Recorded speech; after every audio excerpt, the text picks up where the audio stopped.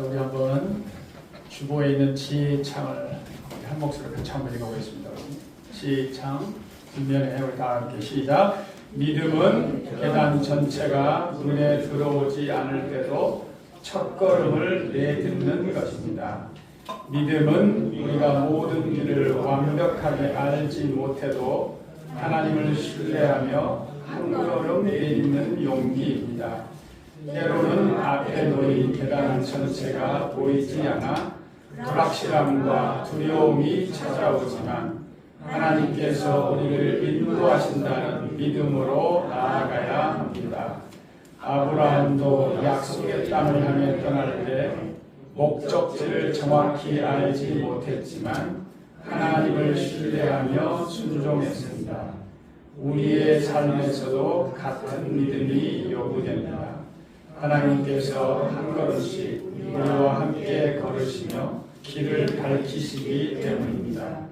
그러므로 불확실한 순간에도 주님을 의지하며 첫걸음을 내딛는 용기를 가질 때 하나님의 놀라운 역사가 시작됩니다. 아멘.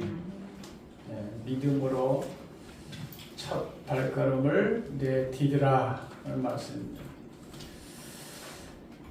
여러분, 세상에는 두 종류의 사람이 있어요. 어떤 사람은요, 누군가를 축복하고 누군가에게 도움이 되고 유익이 되는 존재가 있는가 하면, 또 어떤 사람은 어떻게 해요? 다른 사람을 불편하게 하고 괴롭히고 해를 끼치는 인생이 있습니다. 여러분, 어느 편입니까? 여러분? 중간이십니까? 여러분? 중간은 하나님의 뜻이 아닙니다. 여러분. 하나님 우리를 복의 통로로 부르셨습니다. 우리가 이 복의 통로로 부름을 받았는데 어떻게 하면 우리가 다른 영혼들에게 도움이 되고 유익이 되고 또 어떤 영혼을 살리고 그래서 축복되는 인생이 될 것인가? 그냥 저절로 되는 건 아니죠. 우리가 믿음으로 하나님과 동행하느냐 여기에 달려 있어요. 우리가 아무리 다른 사람을 축복하려고 해도 내가 믿음으로 하나님과 동행하지 않으면 그 복은 흘러갈 수가 없어요. 왜? 복의 근원이 하나님이시기 때문에 하나님을 우리가 가까이 하고 그 하나님과 동행해야만이 우리도 하나님께로부터 복을 받아서 누리고 어떻게 해야 돼? 그 복을 나누는 인생이 되는 거죠. 자, 오늘 본문은 바로 요셉이 믿음으로 하나님과 동행함으로 수많은 영혼들을 살렸다 이 얘기를 하고 있습니다. 기근에서 이 심각한 기근을 맞이해서 주변의 사람들이 애굽과 가나안에 있는 사람들이 다 죽어가는 그런 처지에서 요셉이 펼친 그 지혜로운 경제 정책을 통해서 뭐 했다는 거예요? 기근에서 사람들을 구해냈다는 거예요. 구해냈다. 네. 그러니까 우리도 어떻게 하는 거예요? 요셉처럼 영적 기근의 시대를 맞아서 죽어가는 영혼들을 어떻게 살려야 되는가? 네. 살리는 인생이 되라는 거예요. 따라서 합시다. 살리는 인생이 되기 바랍니다. 오늘 특별히 기근처럼 이 심각한 위기 상황에서 우리가 무엇을 배워야 되는가? 하나님이 우리에게 요셉의 그 지혜로운 경제 정책 그것만을 우리에게 얘기할 것인가? 아니면 이 위기 속에서 하나님은 무엇을 우리가 배우기를 원하는가? 자, 우리 13절. 자, 오늘 본문 내용은 여러분 길지만 사실은 간단해요. 오늘 13절 한번 먼저 읽겠습니다. 같이 시작. 기근이 더욱 심하여 사방에 먹을 것이 없고 애굽 땅과 가나안 땅이 기근으로 함께하니. 네, 기근이 더욱 심해졌다. 온 세상, 여기 말하면 애굽, 가나안 땅이 다 어떻게 먹을 것이 떨어지고 이 기근 때문에 땅이 황폐해지고 사람들이 막 굶어가니까 어떻게 막 야위어가고 기근으로 인해 사람이 죽어갈 지금 상황이라는 뜻이에요. 네. 이 기근의 상황에서 이제 요셉이 이 기근에서 사람들을 어떻게 구원할까 정책을 펼치는 거죠. 요즘 말하는 경제 정책. 경제가 너무 힘들어서 먹고 살기가 너무 힘드니까 어떻게 이 경기를 부양해서 사람들을 먹여 살려야 될 것인가를 펼쳤는데 여러분, 첫 번째 정책이 뭐냐면 14절 우리 같이 읽겠습니다. 시작. 요셉이 곡식을 팔아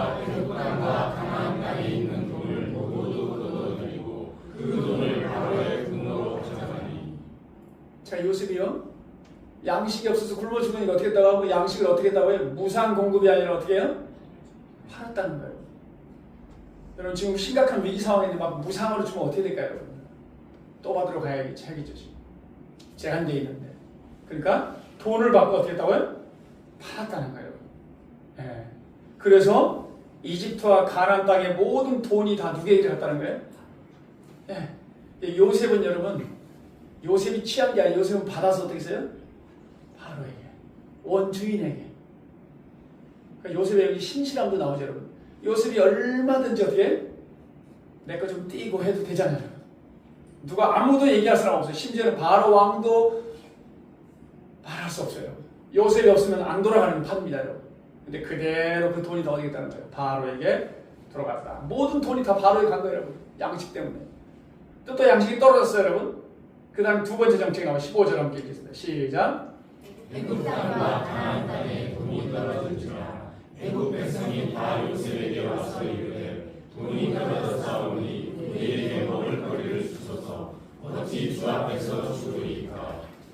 자, 양식이 떨어져서 양식을 사야 되는 돈이 있습니까? 없습니까? 돈이 없어요. 살 돈이 없어. 우리 죽게 생겼습니다. 우리 굶어 죽습니다. 우리를 살려주세요. 어떻게 해야 우리가 살아납니까? 라고 요셉에게 요청한 거예요. 그런데 요셉이 다음 정책을 또 제시합니다. 16절 같이 읽게요. 시작. 요셉이 이르되 너희의 가축을 내라 돈이 떨어졌은즉 내가 너희의 가축과 바꾸어 주리라. 그들이 그들의 가축을 요셉에게 끌어오니라. 요셉이 그 말과 양떼와 소떼와 나귀를 받고 그들에게 먹을 것을 주되 곧 그 모든 가축과 바꾸어서 그의 동안에 먹을 것을 그들에게 주니라. 자, 그 다음에 뭘 요구했습니까? 가축을 가져오면 양식을 주겠다는 거예요. 여러분, 가축을 가지고 양식을 사야 되겠죠. 지금 죽게 생는 판이 돼요. 그리고 지금 기근으로 사람도 먹을 게 없는데 가축도 지금 먹을 게 없잖아요. 가축 데려가면 땡큐 여러분. 지금 처치 곤란하죠 여러분. 대책을 또 세워준 거예요. 가축 다 가져오세요. 그래서 양식을 줬어요. 그런데 보면 여기 보면 표현이 그해 동안에 먹을 것을 그들에게 주니라. 이게 요셉의 다 지혜로운 정책이에요. 그래 가져왔으니까 마음껏 주는 게 아니라 뭐라고요? 그해 한 해 동안 먹을 만큼 또 다 준 거예요 여러분. 두 번째 대책이 나온 거예요 여러분. 자 18절 계속해서 시작. 그가 하고 세어가 중에 우리가 요셉에게 와서 그에게 말하되 우리가 주께 숨기지 아니하나이다. 우리의 돈이 다하였고 우리의 가축대가 주께로 돌아갔사오니 주께 낼 것이 아무것도 남지 아니하고 우리의 몸과 토지뿐이라. 우리 몸과 우리 토지를 먹을 것을 주고 샀어서 우리가 토지와 함께 바로의 종이 되리니. 네, 또 양식이 떨어져서 양식이 필요한데 돈도 없고 가축도 없어요. 이제 뭐만 남았어요? 우리의 몸과 토지. 토지는 뭡니까? 우리가 이 먹을 양식을 생산하잖아요. 그러니까 최후의 보루죠 여러분. 이것밖에 없습니다. 우리의 몸과 토지뿐이니 우리의 몸과 우리 토지를 먹을 것을 주고 사소서 우리가 토지와 함께 바로의 종이 되겠습니다. 우리 몸도 기꺼이 종이 되겠습니다. 양식을 주세요. 그래서 결국 어떻게 해요? 요셉이 토지를 받고 양식을 줬다 그 말이에요. 그리고 그 사람들은 바로의 종이 되겠다는 거예요. 우리가 살짝 보면 또 이거 이렇게까지 해야 되나? 이런 생각도 들 수 있잖아요. 자, 그래서 20절 같이 시작. 그러므로 요셉이 애굽의 모든 토지를 다 사서 바로에게 바치니 애굽의 모든 사람들이 기근에 시달려 각기 토지를 팔았으며 많이 바로의 소리가 들리라. 네, 백성들이 겨우 양식을 얻기 위해서 토지도 팔고 자신들은 어떻게? 바로의 종이 되겠습니다. 그래서 요셉이 펼친 사실 이 기근 극복을 위한 경제 정책은 돈을 받고 또 어떻게? 가축을 받고 토지를 받고 종으로 삼고 양식을 주었다. 이것만 보면 지금 누가 최고의 수혜자입니까 여러분? 누구예요? 바로 왕. 모든 돈도 다 바로에. 그렇지 않아도 대단한 권력자인데 돈도 다 들어가고 토지도 다 들어가고 또 종으로 삼았어요. 지금 누구만 좋은 일이에요? 바로에게 지금 굉장히 바로의 왕권이 굉장히 강화되었으니 요셉이 칭찬을 받을까요? 아니면 어떻게 될까요, 여러분? 칭찬받겠죠. 이렇게 정책을 펼쳤다는 거예요, 여러분. 자, 그리고 나서요. 사실 요셉은 지금 그냥 아무렇게나 경제 정책을 펼치는 게 아니에요. 요셉은 흉년이 언제 끝날지 알고 있어요? 모릅니까, 여러분? 알고 있죠. 7년 대풍년 동안에 그 다음에 일어날 7년 대흉년을 위해서 곡식을 다 저장해놨잖아요. 그리고 지금쯤 이제 점점점 어떻게 해요? 끝나가고 있는 거예요, 여러분. 다 시간표를 알고 있는 거예요. 거기에 맞게 적절하게 지금 하고 있다는 말이에요. 그러니까 요셉이 막 그 사람들 이 기회에 다 그냥 모든 소리를 빼앗아야겠다. 약탈해야 되겠다. 겉으로 보면 이렇게 지금 보일지도 모르지만 그게 아니라는 거예요. 자, 24절 말씀. 자, 24절 함께 읽겠습니다. 시작.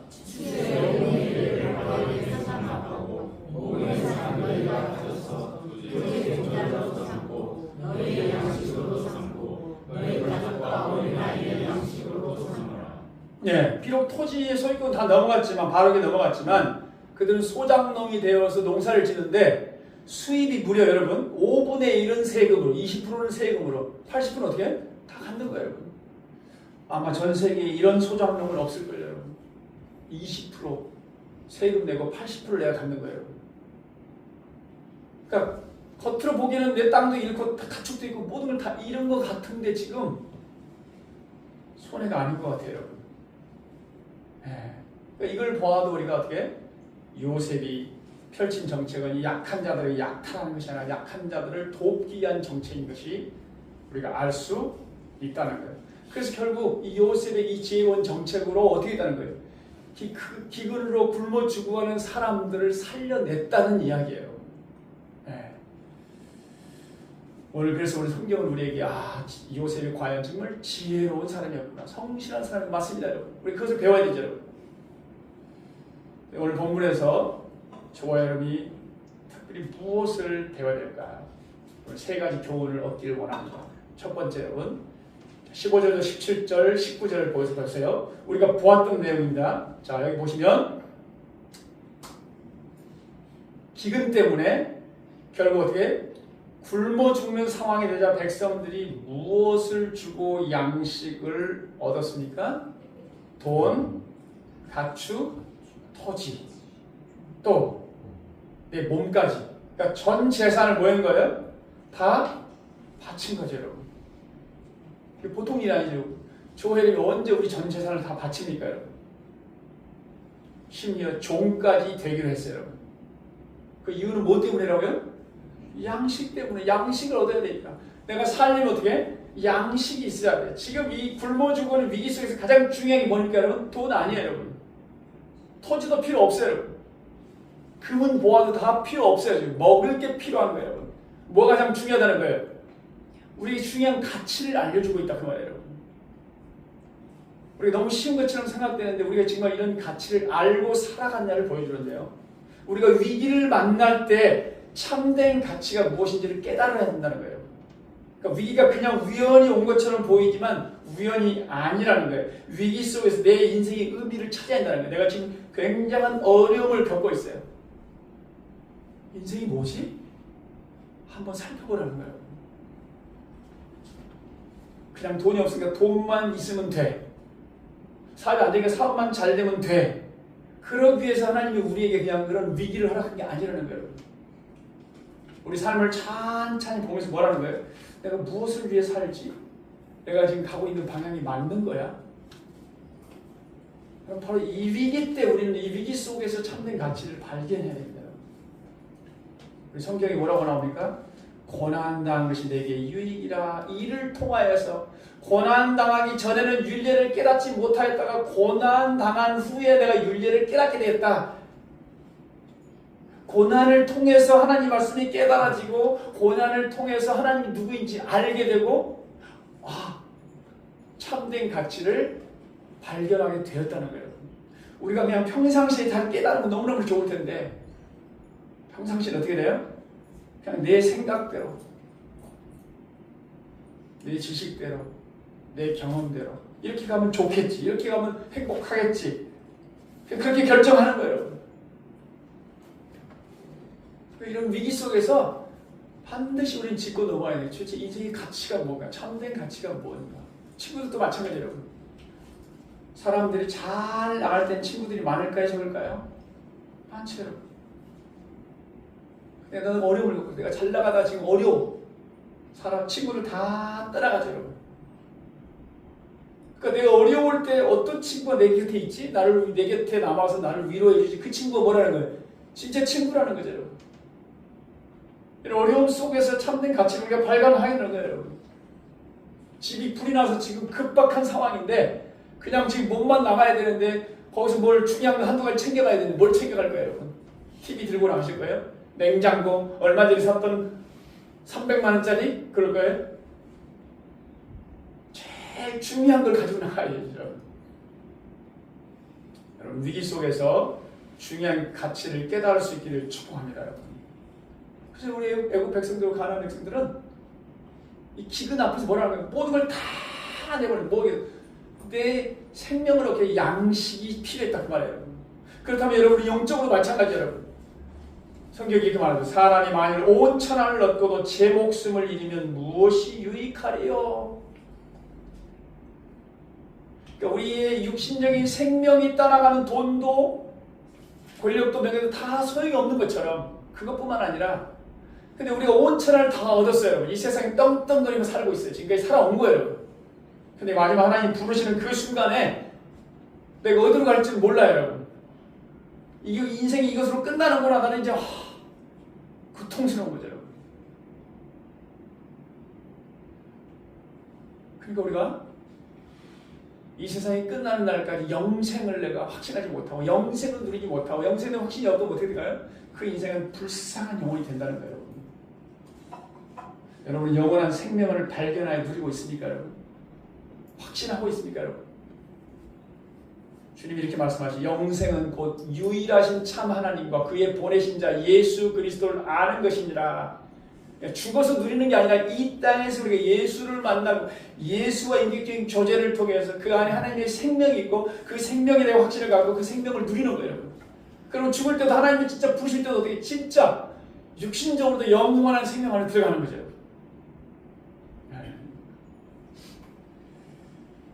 부자 청년의 여러분 비유가 있잖아요. 마태복음 19장 16절에 보면 부자 청년이 부자인데 예수님께 나와서 뭐라고 합니까? 내가 무슨 선한 일을 해야 영생을 얻습니까? 묻는 거예요. 젊었을 때부터 돈도 많은데 영생에도 관심이 있어요. 어떻게 하면 주님 영생을 얻습니까? 그랬더니 십계명을 잘 지키세요. 예수님이 그렇게 얘기해요.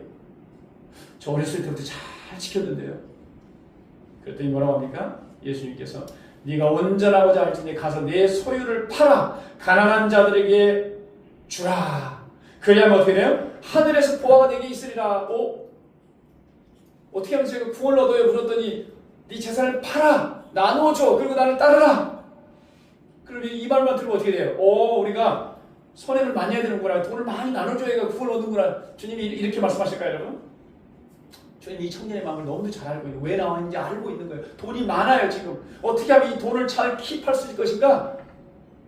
돈을 사랑하고 돈에 대한 욕심이 많아요. 그래서 주님은 돈을 내놓아야 된다는 거예요. 그래야 네가 나를 따를 수 있다는 거예요. 네가 돈을 사랑하고 집착하면 너는 나를 따를 수 없다는 거예요. 그러니까 이 청년은 돈이 너무 많아서 지금 어떻게 나와요? 주님을 따르기가 어렵다는 거예요. 예수님이 이렇게 말씀하시죠. 청년이 실제로 뭐라고 해요? 22절에 그 청년이 재물이 많음으로 이 말씀을 듣고 근심하며 떠나가니라. 예수님과 대면했으면 예수님을 만나야 돼요, 여러분. 이분이 하나님의 아들이시구나, 이분이 나의 구원자이시구나 알아야 되는데 여러분 어떻게 해요? 예수님 앞에서 대화를 하는 중에도 어떻게 해요? 구원 얻을 기회가 찾아왔는데도 돈을 너무 사랑해서 어떻게 되는 거예요? 근심해서 떠나버린 거예요. 여러분 우리가 주님을 발견하려면요, 내가 가장 소중하게 여기는 것들을 내려놓아야 됩니다. 그래서 사도 바울은 내 주 예수 그리스도 아는 것이 가장 귀한 지식이라. 예수님을 아는 것보다 더 귀한 게 없다는 거예요. 그래서 혹시 내가 예수님을 알아가고 하는데 방해가 된다면 내가 지금까지 가지고 누리고 있는 지위, 재물 모든 거 뭐예요? 쓰레기로 여기고 있다. 그러니까 가장 중요한 가치가 무엇인지를 알고 있는 거예요. 여러분들 위기를 만날 때 고난을 통해서 여러분들 내 인생의 의미를 생각해 보면서 진짜 가치가 무엇인가? 영생, 예수를 만나고 내가 예수 안에 그 영생명을 소유하고 있는지 확인하시고 여러분 사모하시고 누릴 수 있기를 축복합니다. 여러분. 두 번째 메시지 여러분. 두 번째로 13절 함께 읽겠습니다. 다시 한번 13절 시작. 기근이 심하여 사방에 먹을 것이 없고 애굽 땅과 가나안 땅이 기근으로 황폐하니. 네, 기근 때문에 세상의 모든 사람이 지금 굶어 죽을 상황이에요. 이렇게 고통스러운 기근이 왜 이러느냐 그 말이죠, 여러분. 여기 기근이 더욱 심해졌다. 기근이 왜 일어났을까? 이 기근이 일어난 게 우연입니까? 하나님의 계획입니까, 여러분? 성경에서 가르치고 있잖아요. 하나님이 이미 요셉을 통해서 알려주셨잖아요. 하나님의 계획이라는 거예요. 요셉만이 알고 있는 거예요. 우리도 이 세상에 일어나는 많은 일이 있는데 여러분 우리는 잘 몰라. 왜 일어났는지 잘 몰라요, 여러분. 근데 그 일어난 일에 다 의미가 있다는 거예요, 여러분. 참새 한 마리도 그냥 떨어지지 않는다고 하나님이 말씀하시고 그걸 하나님의 섭리라고 얘기해요. 왜 하나님은 흉년을 허락하셔서 많은 사람들이 굶어 죽게 생기는 이런 고통을 당하도록 허락하셨는가? 요즘 폭우로 인해서 어떤 지역에는 많은 인명과 재산 피해가 일어났잖아요. 지금도 세계 곳곳에서 여러분 쓰나미, 폭풍, 혹독한 더위, 혹독한 추위. 우리나라는 정말 어떤 의미에서는요, 좀 심하게 말하면 아무 일도 없는 것 같은 그런 나라에 속합니다, 여러분. 세상에 가면 지금 난리가 아니죠, 여러분. 전쟁에 뭐에 지금 상상할 수 없는 일이 뭐라고요? 많이 일어나는 거죠. 도대체 왜 우리 인생에 기근이 찾아오는가? 왜 내 인생에 질병이 찾아오는가? 왜 인생에 이런 사고가 나타나는가? 우리 질문해야 돼요, 여러분. 질문해야 돼요. 알 수 있다 없다. 우리는 모릅니다, 여러분. 정확히 몰라요, 여러분. 근데 한 가지 분명하게 우리가 아는 게 한 가지 있어요, 여러분. 여러분, 우리가 알 수 있는 만큼만 알면 되는 거예요, 여러분. 이 자연재해 앞에서 인생이 얼마나 무력한가를 알 수 있어요. 그래서 우리가 자연재해 당하면 어떻게 돼요? 우리의 손에 따른 우리의 한계를 뛰어넘는 일들을 우리가 당하게 될 때 어떻게 해요? 무력감을 느끼는 거죠. 전쟁에서 수많은 사람들이 죽어가면요. 그리고 우리가 생각하면 막 이 마음이 인생이 뭐지 이렇게 막 픽픽 쓰러져가지고 얼마나 무력하고 얼마나 연약한가, 얼마나 허무한가를 통해서 여러분 하나님 우리에게 뭘 말씀하신다는 거예요? 내가 인생의 주인이 아니라는 거예요, 여러분. 인생의 주관자가 누구인가를 지금 발견하라는 얘기를 하고 있는 거예요, 여러분. 우리는 왜 일어났지 여기만 갇혀 살아서 안 되고 모릅니다. 우리 한계를 가졌는데 어떻게 하실 거예요? 우주 바깥에 일어난 일을 여러분이 알 수 있어요, 여러분? 몰라요, 여러분. 내일 일도 알지 못한다고 성경은 말하잖아요, 여러분. 이렇게 나오죠? 야고보서 4장 14절. 여러분은 내일 무슨 일이 일어날지 모릅니다. 여러분의 생명이 무엇입니까? 여러분 잠시 나타났다가 사라지는 안개에 지나지 않습니다. 잠깐 보였던 어디였지 안개가? 사라졌어요, 여러분. 그와 같다는 거예요, 우리 인생 여러분. 내일 일을 모르는데 여러분 어떻게 하라고요? 그러니까 우리 내일 일을 모르니까 내일 무슨 일을 모르기 때문에 사실 두려운 거죠, 여러분. 그럼 두려움 속에 살아가라고 하나님께서 이렇게 허락하시냐 그 말이에요, 여러분. 아니라는 거예요, 여러분. 우리 스스로는 우리를 지킬 수 없다는 거예요, 여러분. 내가 인생의 주인이 아니라는 거예요. 내가 나를 지킬 수 없다는 거예요, 여러분. 우리 눈을 어디로 돌리라는 거예요? 우리 인생의 주관자, 주인을 발견하라는 얘기예요. 이 세상을 통치하시고 우리의 삶도 다스리시는 그분을 발견하라는 거예요. 발견하라는 거예요. 네. 그래서 성경은 인생에 대해서 쭉 얘기하면서 내 인생의 종말과 수명에 대해 말씀해 주시고 이 세상의 삶이 얼마나 덧없는지 나에게 알게 하소서. 주께서 나의 일생은 주 앞에는 일순간에 불과하며 인간이 잘난 척하지만 한 번의 입김에 지나지 않습니다. 이렇게 우리가 얼마나 무력하고 연약한지를 깨달은 다음에 그 다음에 시인이 뭐라고 고백합니까? 나의 소망은 오직 주께 있나이다. 내게는 소망이 없다는 거예요. 나는 나를 지킬 수 없다는 거예요, 여러분. 내일 무슨 일이 날지 모르는데 내가 근심 염려만 한다고 됩니까, 여러분?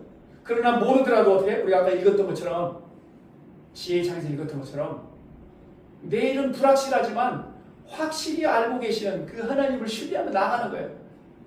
그리고 그분 하나님을 우리가 신뢰하면 그 이신 불안, 이 두려움이 다 사라지는 거예요, 여러분. 그분은 나는 통제할 수는 없지만 그분은 모든 걸 통제할 수 있기 때문에 그분을 신뢰하면 그분은 우리의 빛으로 오셔서 우리 안에 있는 어둠이 다 사라지는 거예요. 평안이 임하게 되는 거예요. 혹시 여러분 내가 주인이라고 착각하며 살아가고 있습니까, 여러분? 위기를 만날 때 내가 주인이 아니며 내 인생의 주인이 하나님을 깨닫기를 축복합니다. 그리고 우리 인생의 주권자인 하나님께 모든 걸 맡겨드릴 수 있기를 축복합니다. 여기 보면 여러분 겉으로 보면 예국 백성들이 아까 왜 돈도 잃고 가축도 잃고 토지도 잃고 다 잃었잖아요, 여러분. 다 빼앗긴 거죠, 여러분. 그럼 그 기근의 때 가지고 있으면 소용이 있습니까? 아무런 도움이 안 되죠, 여러분. 가축도 기를 수 없고 농사도 지을 수 없고 오히려 자신이 가지고 있는 그들에게 불평거리가 되는 거죠.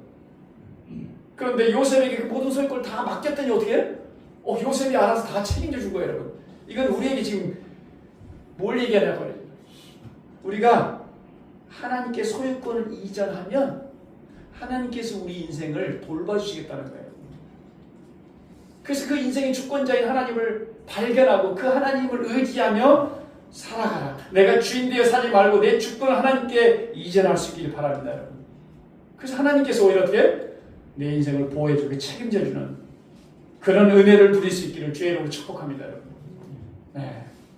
우리 이 속에서 배워야 되게 인생의 주권자 하나님을 발견하라. 세 번째 마지막으로 여러분 25절 우리 함께 읽겠습니다. 시작.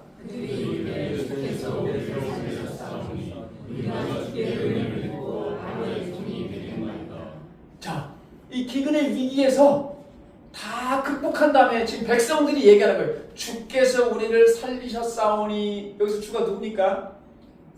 누구예요? 하늘의 하나님이세요? 아니에요. 요셉. 지금 백성들이 굶어 죽는 판에서 요셉의 정책으로 다 살아난 다음에 요셉 앞에 나와서 뭐라고 한다고요?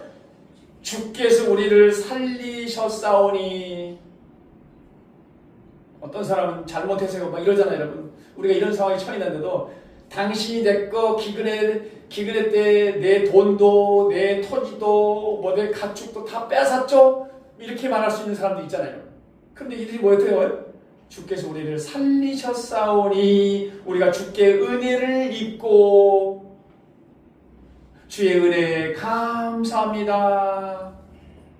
이 백성들이 어떻게? 요셉이 베푼 그 은혜를 기억하고 지금 감사하는 거죠. 죽을 상황에는 당신이 나를 살렸어요. 너무 감사해요. 은혜 잊지 않을게요. 그런 거예요. 그리고 하나님도 마찬가지예요. 우리도 마찬가지잖아요. 우리가 죄로 죽을 수밖에 없는 영원한 지옥에 갈 수밖에 없는 우리 인생을 어떻게 해? 우리가 예수를 믿음으로 죄사함을 받고 뭐 했다는 거예요? 영생을 얻었다는 거예요. 그러니까 우리는 늘 하나님의 은혜를 기억하며 살아야 돼요. 여러분. 따라서 합시다. 모든 것이 하나님의 은혜입니다. 우리가 하나님의 은혜를 기억한다면 그 은혜에 감사하면서 헌신할 수 있기를 축복합니다. 여러분. 우리의 지식과 우리의 지혜와 우리의 경험, 우리의 능력으로만 모든 걸 우리가 얻은 게 아니에요, 여러분. 사도 바울의 이 고백이 놀라운 고백이에요. 나의 나된 것이 하나님의 은혜로다. 그러니까 하나님이 지켜주시지 않으면 우리가 여기까지 올 수가 없다는 뜻이에요, 여러분. 우리 인생에는 반드시 어떻게 권고한 날이 언제 올지 우리 모른다니까요, 여러분. 지금까지 내가 아무 일 없이 지금 왔다는 거야, 지금. 별일 없고 우리 가족들 건강하고 또 뭐 소유도 있고 이게 다 뭐라는 거예요? 그냥 우연이 된 게 아니라 하나님의 은혜로 우리가 지금 여기까지 존재하게 되었다는 거예요. 우리 날마다 그 은혜를 기억하면서 어떻게 하라고요? 하나님께 감사할 수 있기 바랍니다. 여러분 우리가 하나님께 감사한다는 건 여러분 무슨 의미냐면 그러니까 다른 말로 말하면 우리가 전도서 우리가 지난해 이제 전도서 우리 강의했잖아요. 형통한 날에는 기뻐하고 권고한 날에는 생각하라. 우리 인생은 항상 뭐예요? 다 형통하지만 않아요.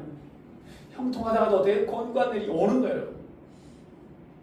근데 형통한 날에는 어떻게 하고 있어요? 기뻐하라. 그 말은 하나님 은혜를 생각하며 은혜에 감사하며 또 은혜를 쌓는 일에 힘쓰라는 뜻이에요, 여러분.